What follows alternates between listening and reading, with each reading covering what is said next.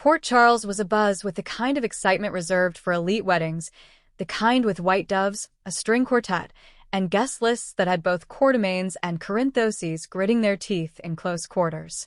Drew Kane and Willow Tate's wedding day had finally arrived. What started as whispers of quiet companionship between the two had grown into an unexpected romance, nurtured in the aftermath of pain and loneliness. It had its skeptics, plenty, in fact, but Drew, solid and steady, was the antidote to the chaos in Willow's life. Or so everyone thought. But fate, or perhaps karma, had other plans. As guests filled the Grand Corinthos estate courtyard where the ceremony was to be held, something felt off. Carly Corinthos, despite her best efforts to mask her unease, couldn't stop glancing toward the gate. Michael Corinthos, Willow's ex-husband, stood stone-faced, clutching Wiley and Amelia's hands as if trying to anchor himself to reality. And then it happened. A shrill voice echoed from the back. "Stop the wedding." Heads whipped around in unison. At the entrance stood Scout Kane, Drew's 11-year-old daughter, in a pale pink dress and fire in her eyes. "Scout." Willow breathed, stunned. Drew's face paled. "Sweetheart, what are you doing here?" Sam McCall, Scout's mother, rushed toward her daughter but halted when she saw the determined set of her little girl's jaw. "I'm sorry, Mom," Scout said without turning, "but I have to say something." The crowd began to murmur, some concerned, others curious. Olivia Falconeri clasped Ned's arm. Anna Devane narrowed her eyes. Jason Morgan, standing beside Carly, stiffened.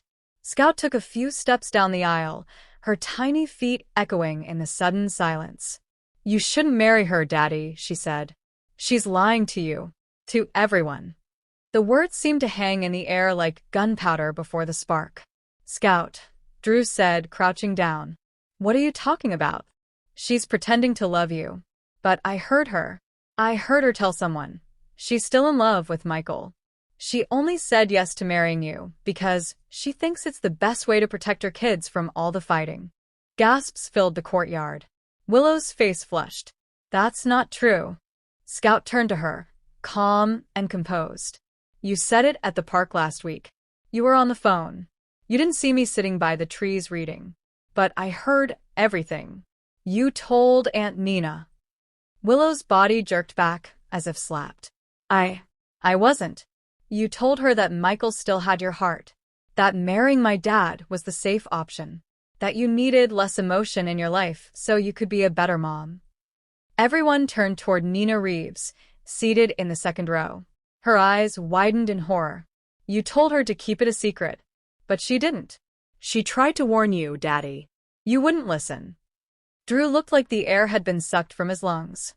I thought we were building something real," he whispered to Willow. Willow stepped forward, eyes brimming with tears. "I do care about you, Drew. Deeply. You were there for me when everything fell apart. But you don't love me," Drew finished, the heartbreak in his voice cutting through the quiet. Michael stepped forward, face taut. "Willow, is it true?" She hesitated, then nodded slowly. "I never stopped loving you. I just didn't think we could survive it. Everything with Nina, and the custody fights. I thought marrying Drew would stabilize our lives." Carly exhaled sharply. "You used him." "No," Willow cried. "I didn't mean to. I was confused. I thought I could grow into this, but I never wanted to hurt anyone." Scout stood quietly between them, not crying, not ashamed, just brave. "I didn't do this to be mean," she said. "I love you, Daddy. But I couldn't let you live a lie. You deserve someone who chooses you, not someone who settles for you." The silence that followed was filled only by the rustle of the wind through the flowers. Sam finally approached her daughter, kneeling beside her. "You did the right thing, sweetheart," she said softly, "even when it was hard." Jason gave Scout the faintest of nods from afar. The little girl had more courage than most adults. The wedding was called off, obviously. Guests slowly dispersed, whispers and wide eyes spreading like wildfire. Drew remained by the altar, unmoving, while Willow fled inside with Nina and Amelia. Scout stayed close to her mother, though she kept glancing back at her father. In the Quartermain mansion that evening, chaos continued. Brooklyn, still in her bridesmaid gown, declared, "Only in this town could a kid drop a truth bomb like that." Michael, pacing the foyer, struggled to process the whirlwind of revelations. She still loves me, but she was marrying someone else. Jason, always one for brevity, offered.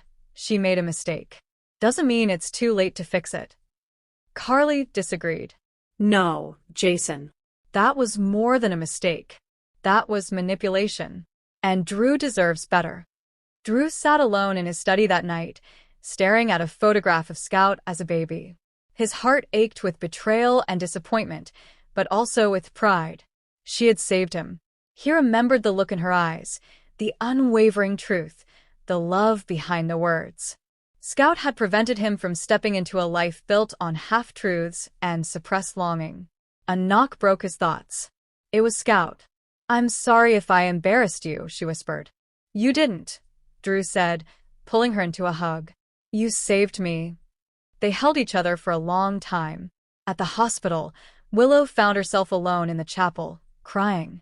She wasn't just crying over the broken wedding. She was mourning the web of choices that brought her here.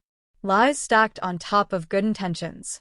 She had wanted to be the perfect mom, the stable woman, the safe partner. Instead, she'd hurt everyone. Nina entered quietly. "You okay?" Willow shook her head. "I lied to Drew. I lied to myself. Scout was right." Nina sighed. "Maybe it's time to stop running from what you really want. Michael won't forgive me." "You don't know that," Nina replied. "But if you want a future with him, or with anyone, you have to be honest. Starting now." Michael visited Carly the next morning, conflicted.